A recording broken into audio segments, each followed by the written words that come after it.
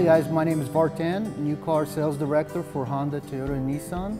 My name is Zach Lovelace. I'm the general sales manager of Classic Chevrolet Cadillac in Denison, Texas. One thing we want to talk about today is leasing.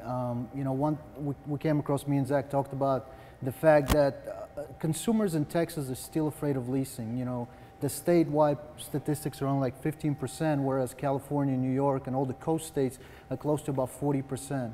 And we talked about the fact that Texas is a big state and our distances are a lot longer than normal, and you know, the miles is not enough for them, 12K, but yeah, what do you think? People think that if they're set up on a 15,000 mile a year lease and they go over their miles, that there's a mileage highway patrolman that's going to pull them over and take them to mileage jail. That's not exactly the case, is it? You know, I mean, if you're set up on a lease correctly from the very beginning, the outcome is going to be structured and exactly what you want it to be at the end. If you put it on a lease to where you're driving 35,000 miles a year and you set it up on 12,000 miles a year, then you're going to not be in a good predicament at the end of that term, you know. But you can still trade it, right? I think people are so caught up that if I'm on a lease, I have no options, I got to finish the term.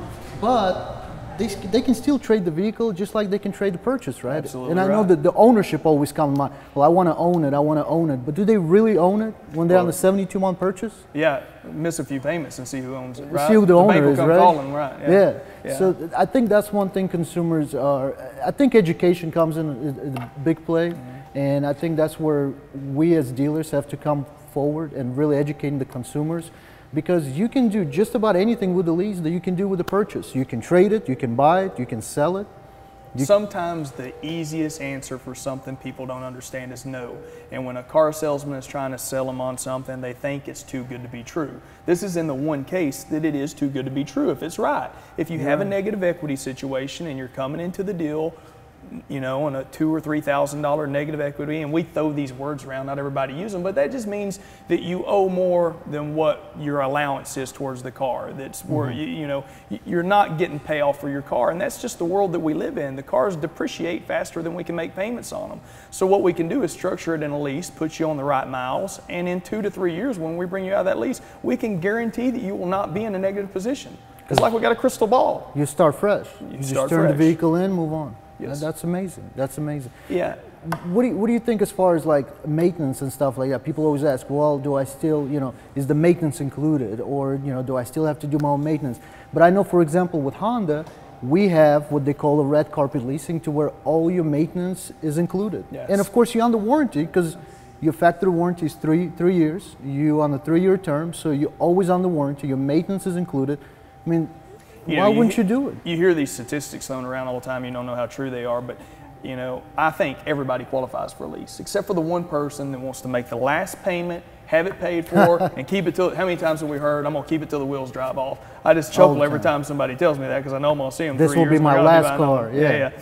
Well, you know, they say only 7% of the population actually keep a car to term, pay it off, and retain it.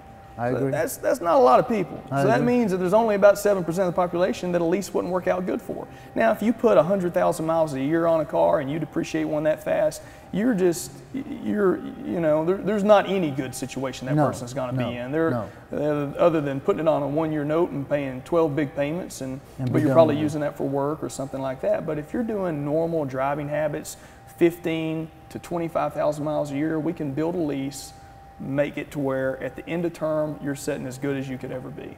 And tell me if this is true, because I hear that all the time. I have some buddies there in real estate, and they say that they can write off the whole payment, being if you're using the lease for the business. Right. So people that we know, they're realtors and construction, and actually use their vehicle for work and on a 1099. I mean, they can really write off the whole payment, right? 100% of it, right. So this you can write off as an expense. So that's amazing. Yeah. So that's something I think we need to educate our sales professionals better, so they can really tell the customer what's really good for them. You know, and everybody thinks it's some complex math, that there's some wizard somewhere behind a curtain doing it to where we're going to get to you. It's a real simple thing. It's just instead of drawing a payment out over 72 or 84 months as some people are doing, or longer like they are now, they just take it, split it in half. Now that's based on how banks want to do that. They might have a different amount. They might not give you half. They might give you 42%. But it's, if you just take it, and instead of, if you got a $50,000 car, you're going to worry about paying for half of that $50,000 car over the next 2 or 3 years.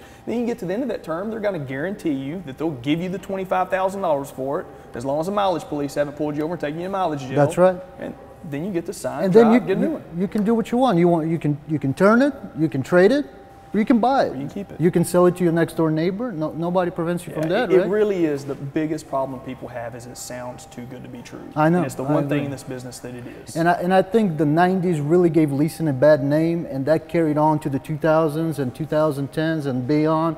But it's really been changing. You know, I tell my people all the time, there's a format as far as closed-end leasing. And the closed-end leasing guarantees you that you will not be responsible for the residual. There's no more balloon payments, nothing like that. It's really as easy as turning your keys and walking away.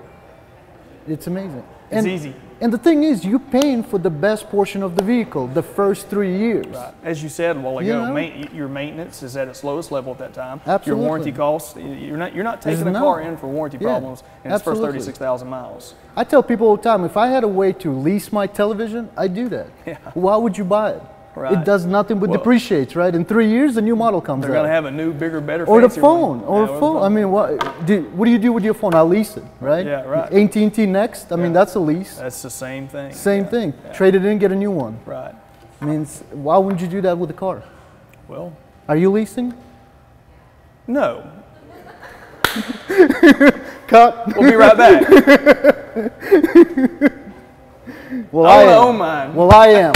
And I tell you, my wife leases and my dad leases. I put everybody in the lease. Guess what? Because I want to sell them more cars. Right. And I don't have to worry about the maintenance. I don't want cars breaking down. My dad's calling me saying, hey, what's going on? You sold me some, you know, that's broken. And I'm like, no, done. No, I agree. Another misconception people have about leasing is they think the payment's going to be cheaper. Cheaper is not always better. You know, if you want to put yourself in a good situation for 2 or 3 years down the road, and the payment, you know, it's just like instead of going 72 months, going 84, the payment's cheaper. Yes. Are you in a better situation? No. No, you're not. So sometimes paying a little bit extra on a lease, you're still going to have those options of owning the car at the end of term. You're still going to have the ability to stroke a check for it and pay it off if it's worth more than what you owe on it. Or if you want to keep it and keep making those payments, the bank will refinance it for you. Or you can turn it in and get a brand new car. Absolutely. Sign and drive. Absolutely. And if you do drive a lot of miles, again, the car is what is going to, you know, it's going to work what is going to, based on not what is, if it's a lease or cash or finance, it's based on miles and conditions. So, because the used car manager, when he appraises the vehicle, he doesn't ask anyone if it's a lease or a purchase. Right. So I think the misconception is you got to do what's best for you and your family. I mean, if you can write a check for a car, God bless you. But if you're going to stretch out for 7 years to finance a car, well, you're better off just leasing. Right. Yeah. You're better off just You know, leasing. another thing we don't talk about that I always try to remind young people, there's so many stages of life. Absolutely. Your wife gets pregnant, you lose a job, you get a job that's further away from work. If you can narrow that window from 84 months or 72 months into a 2-year window, you can control things so much easier when those life things happen. Absolutely. You know, absolutely. Especially, you know, you go from an SUV, you got a third baby, now you need a minivan. Well, man, I can't trade it because I got 10 grand negative equity. Well, if you were in the lease, it'd be an easy transition. You go right into the minivan, and guess what? Minivan is a temporary type of thing. I mean, the kids grow up, you no longer need a minivan. Now you go back to an SUV. So I don't know many moms that want to stay in a minivan the rest of their life. Well, I hope my wife's not watching this, so because I put her in one. Well, we got 3 kids, so we need it. Thank you, Vartan. You think we cleared it up today? I hope so, and I think we'll come back. We want our, you know, we want our viewers to really give us some comment on this and see what the topics they want to talk about. Right. But you know, there's so much. But I always tell, just come and visit with us. You know, they feel like if they go in a dealership, we're going to try to sell them something. All we want to do is educate them, right, and help them make the best decision for, you know, for their families, for themselves and their family, and for their money. Because, you know, that's education is everything. You know, but we're still going to try to sell them something. Let's just tell them relax, enjoy the difference. And we'll sell them Absolutely, something. Thank you. absolutely.